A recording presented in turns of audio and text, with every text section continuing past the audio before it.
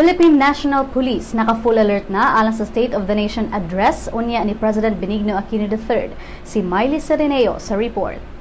Philippine National Police o PNP magpabiling naka-full alert alang sa kinatapusang State of the Nation Address ni Presidente Benigno Aquino III unya. Matod ni PNP spokesperson Wilbin Mayor nga full alert na ang magkadaiyang police offices sa Metro Manila, Central Luzon, Calabarzon ug ang Special Action Force sugod alas 5 kaganinang buntag. Gawa sa full alert status, laing pagpangandam sa PNP mao ang pag-deploy og container vans, concrete barriers ug concertina wire sa Commonwealth Avenue alang sa mga anti-Aquino protests nga posibleng mahitabo.